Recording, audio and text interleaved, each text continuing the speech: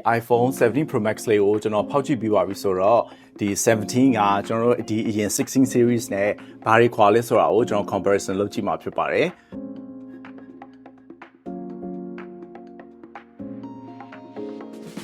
ကဲဒီကနေ့မှာတော့ကျွန်တော်ရဲ့ iPhone 17 Pro Max လေမော်ရောင်လေးကို unboxing လုပ်မှာဖြစ်ပါတယ် unboxing လုပ်ချင်လို့တော့ကျွန်တော်အိမ်ထိတောင်မဆောက်နိုင်ဘူးပေါ့နော်ကျွန်တော်အခုစနေနေ့ရုံတက်နေရတော့ဒီစနေနေ့ရုံမှာ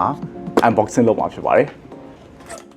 Ta-da! Oh my god. ကဲအဲ့ဆိုရင်ကျွန်တော် unboxing လုပ်လိုက်တော့မယ်နော်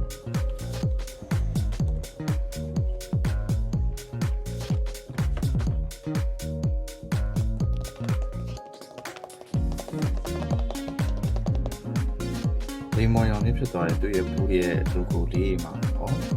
iPhone စာလေးမှာပေါ့နော်အကုန်လုံးက orange အရောင်လေးဖြစ်သွားတယ်ဘူးလေးရတယ်ရမ်းလိုက်ပါတယ်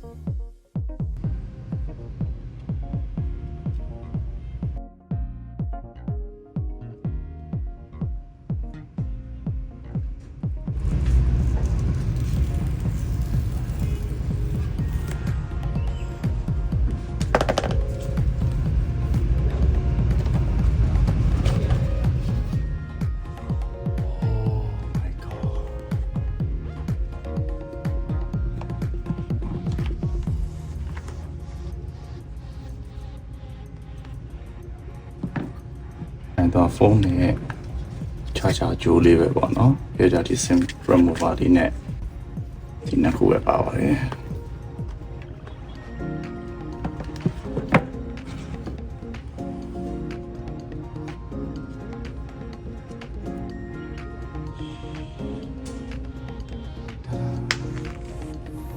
အဲ့တော့ဒီအပြင်ပုံစံတွေကတော့ကျွန်တော်16 series ဟာ high နဲ့အကုန်တူတူပဲပေါ့နော်ဒီကတော့ဒီ camera setup လေးပြောင်းသွားတယ်အဓိကအားပါပဲကြည့်ဆိုကျွန်တော်ပါဝါဖွင့်ကြည့်လိုက်မယ်နော်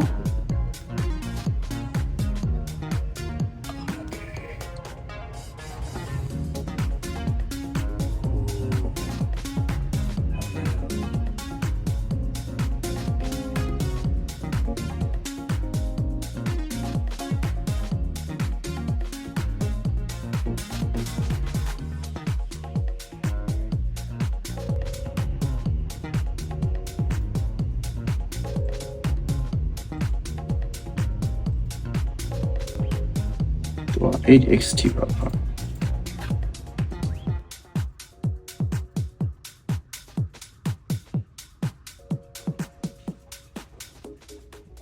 ကဲအခုကျွန်တော်ဒီ iPhone 17 Pro Max လေးကိုကျွန်တော်ဖောက်ကြည့်ပြီးပါပြီဆိုတော့ဒီ17ကကျွန်တော်တို့ဒီအရင်16 series နဲ့ဘာတွေခွာလဲဆိုတာကိုကျွန်တော် comparison လုပ်ကြည့်မှာဖြစ်ပါတယ်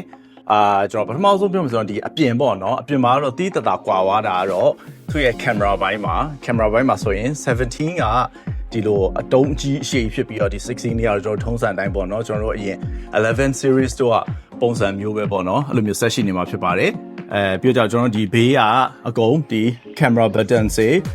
သူ့ရဲ့ action button တွေကကြတော့ဘာမှမပြောင်းလဲဘူးနေရာအကုန်အတိအကျတိုင်းပဲတူတယ်ပြောကြတော့သူ့ရဲ့ဒီ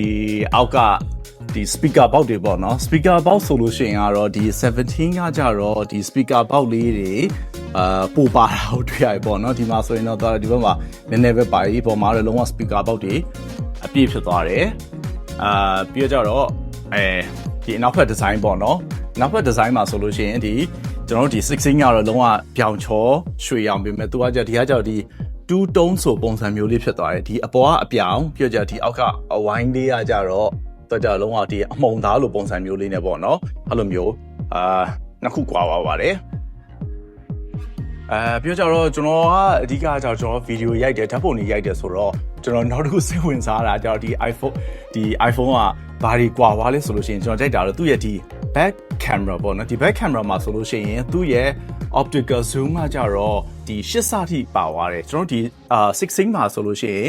9ဆထိပဲပါတယ်ဒါပေမဲ့သူ့ဒီမှာကြတော့17မှာကြတော့8ဆထိပါသွားတယ်အဲကြောင့်မို့ကျွန်တော်စောပဲကျွန်တော်ပြီးလို့ရှိရင်ကျွန်တော်ဓာတ်ပုံပြမယ်ဘာလို့ဆိုကျွန်တော်နောက်မှရှိရကျွန်တော်ဘိုးချုပ်ဈေးကိုကျွန်တော်ဒီရုံးကနေပြီးကျွန်တော်လှမ်းရိုက်တာဆိုလို့ရှိရင်ဒီ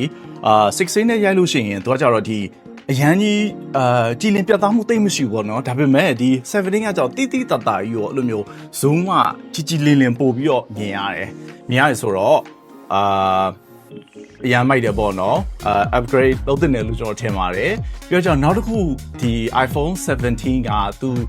upgrade လုပ်လိုက်တဲ့ဟာကဘာလဲဆိုလို့ရှိရင်ကျွန်တော်ဒီ16မှာလုံးဝမရတဲ့ front camera သူ့ရဲ့ front camera ဆိုလို့ရှိရင်ကျွန်တော်ပုံမှန်ရိုက်မယ်ဆိုလို့ရှိရင်ကျွန်တော်ကကြတော့ဒီ